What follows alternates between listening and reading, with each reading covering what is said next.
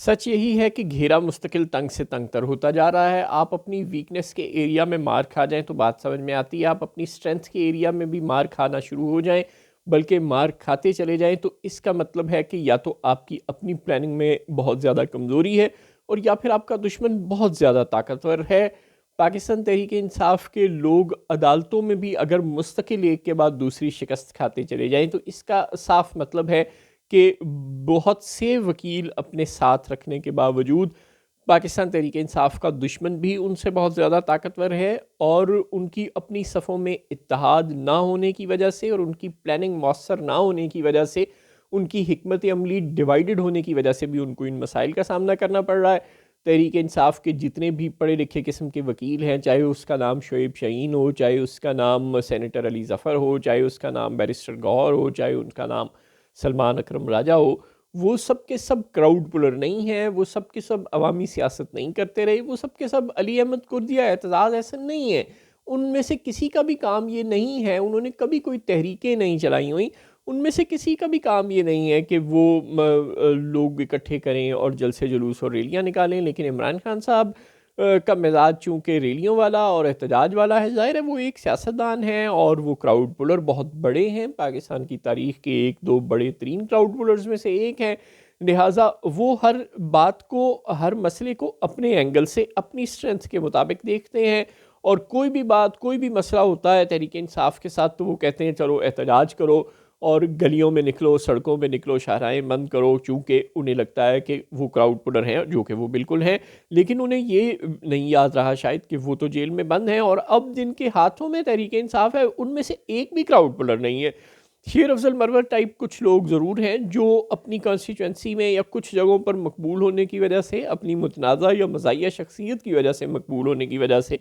कुछ क्राउड पुल कर लेते हैं। लेकिन उनके साथ कोई पीटीआई के डाई हार्ड कारकुनों की बड़ी तादाद तो नहीं ना आ जाती और हर कॉन्स्टिट्यूएंसी में तो वो मकबूल भी नहीं है, पूरे मुल्क में तो वो मकबूल भी नहीं है, वो कोई आलमी सतह के या कौमी सतह के लीडर तो बिल्कुल नहीं है ना। लिहाजा एक रीजनल लीडर,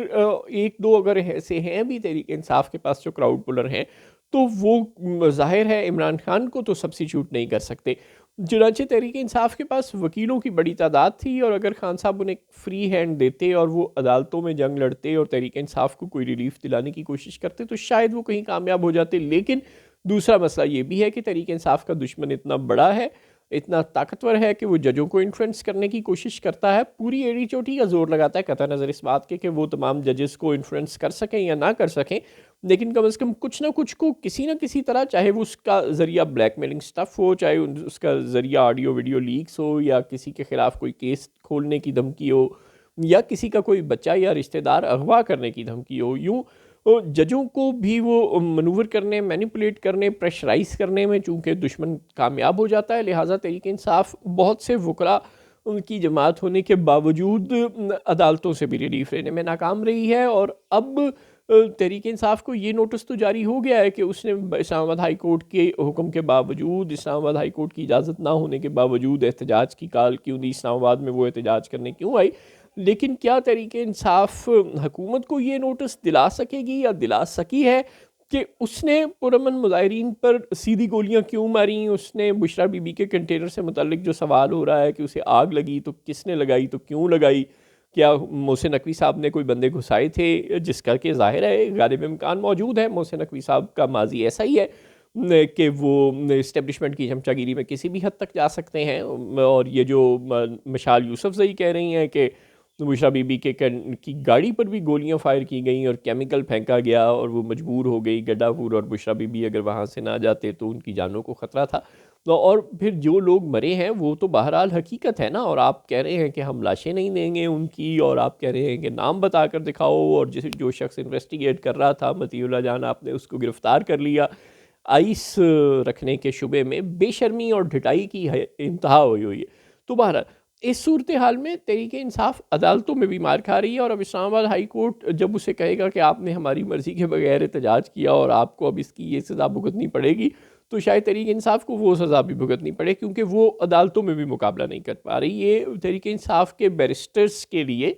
चाहे उसका नाम अली ज़फ़र हो, चाहे उसका नाम बैरिस्टर गौहर हो, चाहे उसका नाम बैरिस्टर सैफ हो, चाहे उनका नाम सलमान अकरम राजा हो, this is so very unfortunate. आप लोगों के लिए ये बहुत ज़्यादा अफसोस का मकाम है। आप क्राउड पुल नहीं कर सके। इमरान खान की नज़र में शायद आप इस मामले में बुरे होंगे, सलमान अकरम राजा साहब, लेकिन आप फैक्चुअली तो बुरे नहीं हैं। हम सबको पता है ना कि आपकी तो ये स्ट्रेंथ ही नहीं थी, आप तो कभी भी क्राउड पुलर नहीं थे। लिहाजा आप अगर लोग पंजाब से नहीं लेकर आ सके तो ये बड़ी बात नहीं है, लेकिन अगर आप अदालतों में केस हारना शुरू कर दें हुकूमत से इस किस्म के, तो ये अफसोसनाक बात है। अगर आपकी कानूनी हिकमत अमलियाँ गलत साबित हो जाएँ, यानी अगर इस्लामाबाद हाई कोर्ट की इजाज़त नहीं थी, पहली बात तो क्यों नहीं थी, आप इस्लामाबाद हाई कोर्ट को राज़ी करने में क्यों नाकाम रहे और हुकूमत क्यों कामयाब हुई, ये भी एक सवाल है। लेकिन चलें, अगर आप नाकाम हो ही गए इस्लामाबाद हाई कोर्ट से इजाज़त लेने में, तो आप संजानी तक ठहर जाते। आप आई चौधरी गर रोड, वो जो श्रीनगर रोड तक ठहर जाते, उससे आगे ना आते, 26 नंबर चुंगी पर आप रुक जाते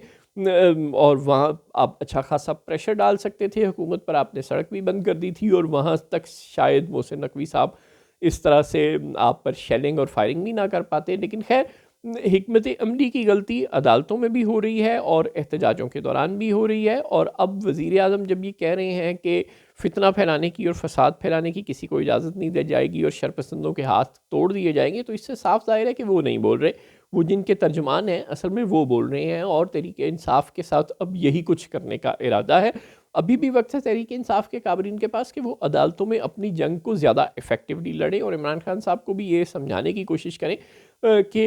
इस वक्त अदालती और कानूनी जंग लड़नी और रिलीफ लेना और खड़े रहना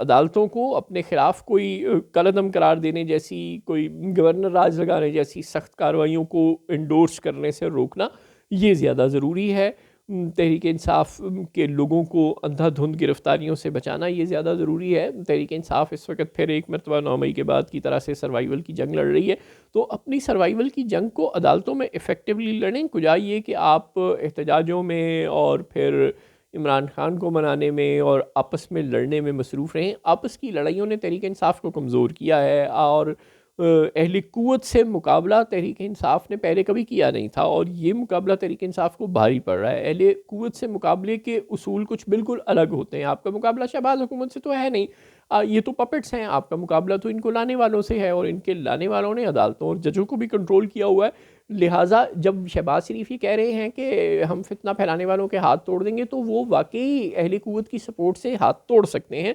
इसलिए और इससे अगर आपको कोई बचा सकता है, अगरचे तो 26वीं आईनी तरमीम के बाद अदालतें भी नहीं बचा सकती, लेकिन कम से कम आप कोशिश तो कर सकते हैं ना। तो अपनी तरफ से अदालती और कानूनी जंग लड़ने की और पार्लिमान में जंग लड़ने की और मौलाना फजल रहमान टाइप क़ुव्वतों को अपने साथ मिलाने की तो पूरी कोशिश कर लें।